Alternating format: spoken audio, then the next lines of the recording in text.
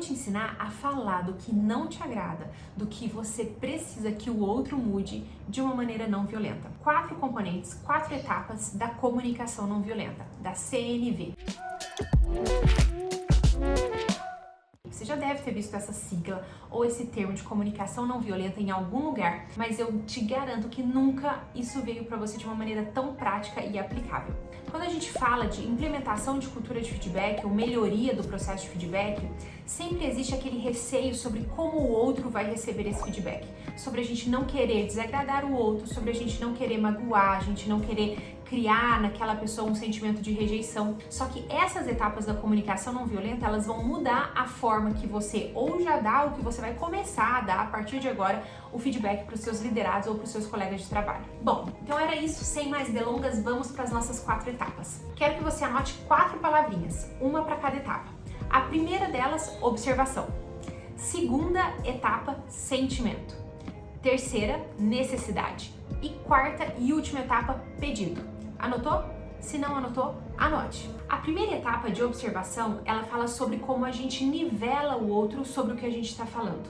É como colocar todo mundo na mesma página, mas apenas a partir da observação, do fato, sem eu colocar na minha fala o meu julgamento sobre o fato. Vou te dar 2 exemplos sobre como falar do mesmo fato, ou só apenas na observação, ou incluindo o meu julgamento. Então, eu tô com um colaborador hoje que ele tem se atrasado durante as últimas 3 semanas, todos os dias, para chegar no trabalho. Eu vou falar sobre isso com esse colaborador durante uma sessão de feedback. A primeira opção é eu falar com esse colaborador como observação. Como eu falaria nesse caso?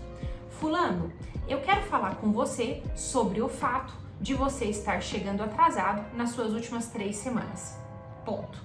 Se eu coloco isso como julgamento, como que eu me expressaria para esse colaborador? Poxa, fulano, eu quero te pedir mais uma vez para você parar de chegar atrasado, porque toda vez que você chega atrasado, parece que você não tá levando a sério esse trabalho, certo?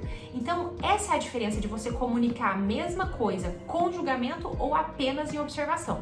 E é crucial para comunicação não violenta que a primeira etapa dela seja apenas a observação, que você possa falar do fato para colocar o outro na mesma página, mas sem emitir nenhum julgamento. A grande diferença aqui é que quando eu comunico apenas a observação, eu não coloco o ouvinte numa posição de necessidade de defesa, porque eu não estou acusando, eu não estou julgando, eu só estou contando para ele sobre o que nós vamos falar daqui para frente. Tá bom? Passada essa etapa, a gente vai para a segunda etapa, que é o sentimento. O meu sentimento, o sentimento daquele que comunica. Afinal, se eu estou precisando falar desse tema, é porque tem algo sendo causado em mim. E a gente tende, durante a nossa comunicação, a sempre falar do outro e não falar da gente. Mas o sentimento, ele cria conexão entre as duas pessoas, entre quem está falando e quem está ouvindo. Vamos lá também para um exemplo prático.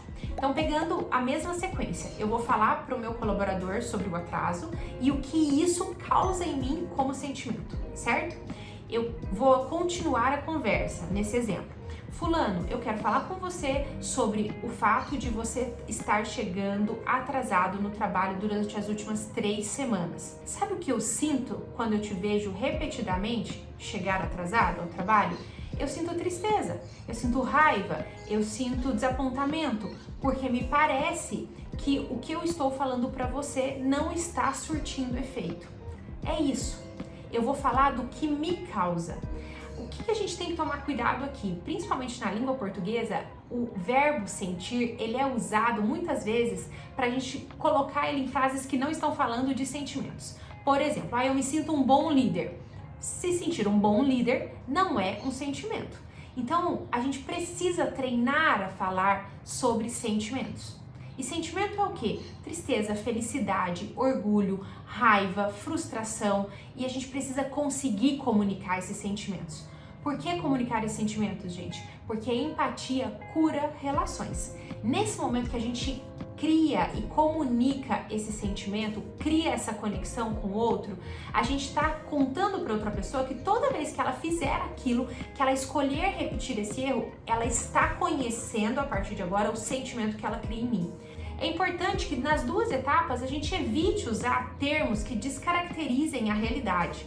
Por exemplo, você sempre chega atrasado, você nunca dá valor para o que eu falo, porque esse sempre, esse nunca, eles são apenas palavras para causar mais efeito, mais dor, mais atenção na minha frase, mas elas não são palavras que refletem a realidade. A terceira etapa, que é a etapa da necessidade, ela é uma etapa já focada em futuro. E aqui, qual que é a dica? Ação positiva de futuro. Isso é o que vai estar presente nessa etapa de necessidade. Quero te chamar a atenção que a partir de agora você já não fala mais do problema. Você falou do problema lá na observação, associou o seu sentimento a esse problema, mas a partir da etapa 3, que é a necessidade, você já vai falar da solução voltada para o futuro. Então você não fica remoendo o problema, você não fica enfiando o dedo na ferida do outro e fazendo o outro ir para um lugar de defesa, porque você já parou de acusar. Então, na fase 3, na necessidade, ação positiva de futuro, você vai falar o que você quer que aconteça. E aqui, de novo, tem uma diferença que é muito especial sobre a ação positiva de futuro. Eu posso comunicar para o meu colaborador de duas maneiras o que eu quero que ele faça daqui para frente. Posso comunicar, eu quero que você pare de chegar atrasado. Isso não é uma ação positiva de futuro, certo? Agora, como que eu também posso comunicar? Eu quero que a partir de hoje você passe a chegar às 8 horas da manhã todos os dias. Isso é possível para você? Entendem a diferença? Ação positiva de futuro. Não falar sobre o que você quer que ele pare de fazer. Porque ao falar eu quero que você pare de chegar atrasado, eu estou trazendo novamente o termo atrasado, trazendo novamente o erro. Então, na etapa 3 de necessidade, eu vou focar no que eu quero que seja daqui pra frente e tem que ser positivo. E aí a gente vai para a quarta e última etapa, que é o pedido. O que essa etapa ela conta pra gente? É que é uma pessoa pedindo para outra. Não é para a empresa, é para mim mesmo. Sou eu, Carol, meu querido colaborador, que estou te pedindo. Então eu gostaria de te pedir que isso se tornasse realidade a partir de amanhã. Eu gostaria de te pedir, porque é importante para mim. Você consegue cumprir isso? E aqui, gente, uma característica de uma comunicação não verbal que é muito importante, que é o olho no olho. Todas essas 4 etapas, elas devem ser ditas com muita concentração do comunicador. Uma concentração no outro, na reação do outro, com o olho no olho do outro, sem o celular interrompendo, sem você estar com uma porta aberta ou estar num lugar público que as pessoas possam assistir essa conversa. A ideia é que o outro sinta que você está comunicando algo que não é positivo, afinal de contas você está fazendo tudo isso para corrigir alguma coisa que não está funcionando, mas você está comunicando com amor, através de uma sequência bem simples de comunicação não violenta. Eu te garanto que se você aplicar isso na prática, a sua relação com as pessoas do seu time ou com seus pares, ela vai mudar. E eu quero até te dar mais uma dica, as relações dentro da sua própria vida pessoal. Porque muitas vezes a gente tem uma tendência a explodir, mas não falar do problema real. E ao explodir, a gente coloca muito mais julgamento do que foco em solucionar esse problema. Eu espero que isso funcione logo na sua vida e que mude a sua forma de liderar. Até a próxima!